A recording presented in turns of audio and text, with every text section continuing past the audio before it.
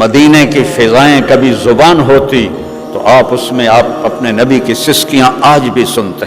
احد پہاڑ کی زبان ہوتی تو تمہیں بتاتا کہ کیسے تمہارا نبی تمہارے لیے دان توڑوائے اور پسلیاں توڑوائیں اور خون و خون ہوا، اور وہ بتاتا کہ کیسے آپ پر جب شکست ہو گئی تو آپ کے اوپر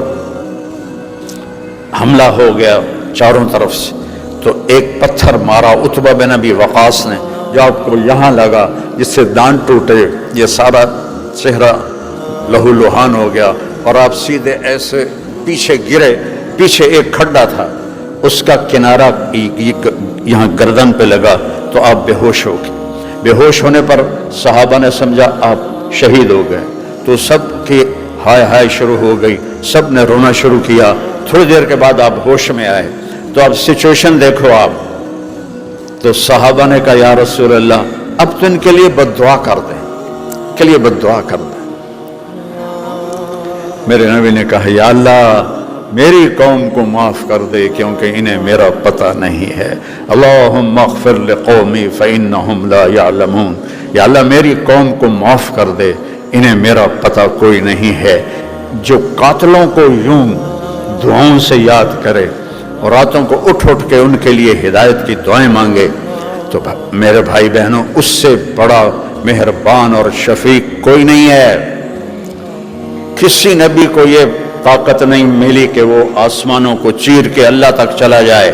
والنجم اذا ہوا ما ضل صاحبكم وما غوا وما ينطق عن الهوى ان هو الا وحي يوحى علمه شديد القوى ذو مرة فاستوى وهو بالأفق الأعلى ثم دنا فتدلى فكان قاب قوسين أو أدنى فأوحى إلى عبده ما أوحى ما كذب الفؤاد ما رأى أفتمارونه على ما يرى ولقد رآه نزلة أخرى عند سدرة المنتهى عندها جنة المأوى إذ يغشى السدرة ما يغشى ما زاغ البصر وما طغى لقد رأى من آيات ربه الكبرى. وہ گئے آسمانوں کو چیرتے ہوئے، اور کوئی خلائی لباس نہیں ہے، کوئی خلائی لباس نہیں پہنا. بہت پہلے میں نے پڑھا تھا، اب تو اور مہنگا ہوگا. خلائی لباس $1 ارب میں تیار ہوتا ہے، اب زیادہ پیسے لگتے ہوں گے. میرے نبی کرتے دھوتی میں، وہ پہلا آسمان، وہ دوسرا، وہ تیسرا، وہ چوتھا، وہ پانچواں، وہ چھٹا، وہ ساتواں. پہلے آسمان پر آدم علیہ السلام نے استقبال کیا، دوسرے آسمان پر عیسیٰ علیہ السلام، یحییٰ اور زکریا علیہ السلام نے استقبال کیا، تیسرے آسمان پر یوسف علیہ السلام نے استقبال کیا، چوتھے آسمان پر ادریس علیہ السلام نے استقبال کیا، پانچویں آسمان پر ہارون علیہ السلام نے، چھٹے آسمان پر موسیٰ علیہ السلام نے، ساتویں آسمان پر ابراہیم علیہ السلام نے. سدرۃ المنتہا پہ پہنچے. منتہا کہتے ہیں آخری جگہ کو. سدرہ بیر ہمیں سمجھانے کے لیے، ورنہ وہ پتہ نہیں وہ بیر کیا چیز ہے، وہ مخلوق کا بارڈر ہے. جبریل نے ہاتھ جوڑ دیے، یا رسول اللہ اس سے آگے میں اتنا بھی گیا تو جل جاؤں گا، میں نہیں جا سکتا. ہن تہاڈی واری ہے، تسی جاؤ. تہاڈے کول پاسپورٹ ہے، میرے کول کوئی نہیں، ویزا بھی کوئی نہیں. صرف ایک حبیب ہے جس کے پاس اللہ کو ملنے کا پاسپورٹ ملا، اللہ کو ملنے کا ویزا ملا. اس کے پیچھے چلو گے تو بلندیاں پاؤ گے، اس کو چھوڑ کے چلو گے تو ذلت کے سوا کچھ نہیں ہے. پیسے بنا لیے، تجارت ہو گئی، کاروبار ہو گیا، یہ کون سی بڑی چیزیں ہیں؟ اگر محمد ہی نہ بنے اور ان کی زندگی کی غلامی اختیار نہ کی تو اللہ کی قسم گھاٹے کا سودا ہے، گھاٹے کا سودا ہے، گھاٹے کا سودا ہے. ایک پاکستان کے بہت غریب گھرانے سے تعلق رکھتے تھے، سعودیہ گئے 50 کی دہائی میں، اور پھر انہوں نے ایشیا کی سب سے بڑی گولڈ فیکٹری بنائی، ایشیا کی سب سے بڑی انہوں نے ٹیکسٹائل مل بنائی، اور پتہ نہیں کتنے کام کیے. تو ہماری ان کی دوستی تھی تو میں انہی کے پاس جا کے ٹھہرتا تھا، تو وہ ہر دفعہ بڑے زور شور سے سناتے میں اے کیتا، میں اے کیتا، میں اے کیتا. اب ہم نے وہاں رہنا ہوتا تھا تو ہم ہی کہتے جی جی واہ جی واہ، واہ جی واہ. تو جب وہ مرض الموت آئی، ہائے ہائے ہائے ہائے، ٹون بدل گئی، ٹون بدل گئی۔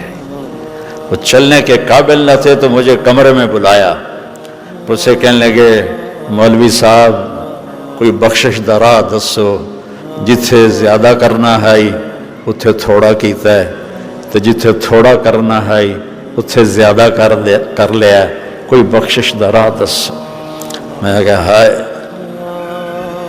یہ گل کدی تانوں صحت وچ یاد آ جاندی، جہاں زیادہ کرنا تھا وہاں تھوڑا کیا، آخرت جہاں تھوڑا کرنا تھا وہاں زیادہ کیا۔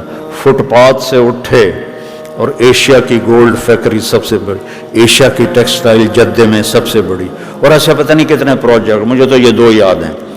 اور 50 سال کی کامیاب تجارت کے بعد وہ کہہ رہا ہے کوئی بخشش کا راہ دسو، جہاں زیادہ کرنا تھا وہاں تھوڑا کر لیا ہے، جہاں تھوڑا کرنا تھا وہاں زیادہ کر لیا ہے۔ تو میرے عزیزو، موت سے پہلے اس دھوکے سے اپنے آپ کو نکالو۔ کس ہستی کی میں بات کر رہا ہوں کہ جن کو اللہ نے اپنے پاس بلا کر سارے پردے ہٹا دیے، اور سبحان اللہ، اللہ کہہ رہا ہے السلام علیک ایھا النبی۔ کیا مزہ لو اس بات کا، السلام علیک ایھا النبی ورحمۃ اللہ وبرکاتہ۔ اے میرے حبیب، تیرا رب تجھے سلام پیش کرتا ہے اور اپنی رحمتیں اور برکتیں آپ پہ نازل کرتا ہے۔ آج تک کسی کو یہ اعزاز نہیں ملا، اتنی اونچی پرواز ہے۔ مجھے ایک دفعہ ایک شخص نے پوچھا آپ کا پسندیدہ شاعر کون ہے؟ میں نے کہا اقبال۔ کہنے گا اس کا سب سے پسندیدہ شعر کون سا ہے؟ میں نے کہا جو مجھے پسند ہے وہ ہے کہ محمد سے وفا تو نے تو ہم تیرے ہیں، یہ جہاں چیز ہے کیا لوح و قلم تیرے ہیں۔ اب سب کچھ تمہارا ہے، اب اگر آپ اپنی زندگیوں میں سکھ چاہتے ہو تو نبی والی زندگی لاؤ۔ یاد رکھو پیسوں سے گھر آباد نہیں ہوتے، پیسوں سے گھروں میں محبتیں نہیں آتی۔ میرے نبی والے اخلاق ہیں، میرے نبی والے رویے ہیں، میرے نبی والی تعلیم ہے جو انہوں نے سکھائی، جو انہوں نے بتائی۔ ماں کا درجہ بتایا، یہاں تو ماں کو کوئی پوچھتا کوئی نہیں، اسے سک رہے ہوتے ہیں، باپ کو کوئی پوچھتا کوئی نہیں، جس نے پہلے آ کے یہاں ان کی بنیاد رکھی اور ایک ایک کمرے میں 14 آدمیوں نے رہ کر یہاں بنیاد بنائی۔ آج وہ بوڑھا ہے اور اسے سک رہا ہے۔ میرے نبی نے فرمایا کاش میری ماں زندہ ہوتی۔ سنو سارے غور سے، مائیں بھی بیٹھی ہیں، بیٹے بھی بیٹھے ہیں، بیٹیاں بھی بیٹھی ہیں، کاش میری ماں زندہ ہوتی اور میں عشاء کی نماز کے مصلی پہ کھڑا ہوتا۔ عشاء کی نماز مسجد میں باجماعت، گھر میں نہیں، مسجد میں باجماعت، اور سورۃ فاتحہ شروع کر چکا ہوتا، الحمدللہ رب العالمین شروع کر چکا ہوتا۔ تو میرے گھر سے آواز آتی محمد، تو میں نماز توڑ کے کہتا اماں جی میں حاضر۔ سبحان اللہ، میں حاضر، جاب، ٹائم کوئی نہیں۔ یہ ماں کا مقام بتایا۔ آپ جنت میں گئے تو آپ کو قرآن کی تلاوت سنائی دی، آپ نے فرمایا یہ کس کی تلاوت ہے؟ کہا جی نعمان بن حارثہ۔ تو اللہ کے نبی حیران ہوئے کہ نعمان بن حارثہ تو جندہ بیٹھا ہے، مدینے بیٹھا ہے، تو جنت سے جدی آواز کیوں جا رہی؟ یہ ہوا کے ذریعے سے آواز ٹریول کر رہی ہے۔ اگر ہوا کو نکال دیں تو یہاں 10 سپیکر لگاؤ، آواز نہیں جائے گی۔ تو 500 کلومیٹر کا غلاف ہے ہوا کا، اس کے اوپر ہوا نہیں ہے تو آواز بھی نہیں ہے، وزن بھی نہیں ہے۔ تو 7 آسمانوں کو چیر کر ایک آدمی کی تلاوت جنت میں سنائی جا رہی ہے۔ تو اپنے پوچھا یہ اس کی کیا وجہ ہے؟ کہا جی ماں کی خدمت۔ ماں کی خدمت کیسی کرتے تھے؟ ہم تو بیویوں کے ذمے لگا دیتے ہیں، پھر اس پہ لڑائیاں شروع ہوتی ہیں۔ اور بیوی کے اللہ نے شرن ذمے نہیں لگایا، کرے تو اس کی نیکی ہے، لیکن اس کے ذمے شریعت نے نہیں لگایا۔ اس کے ذمے خامند کی خدمت ضرور ہے، باقیوں کی خدمت نفل کی بات ہے۔ تو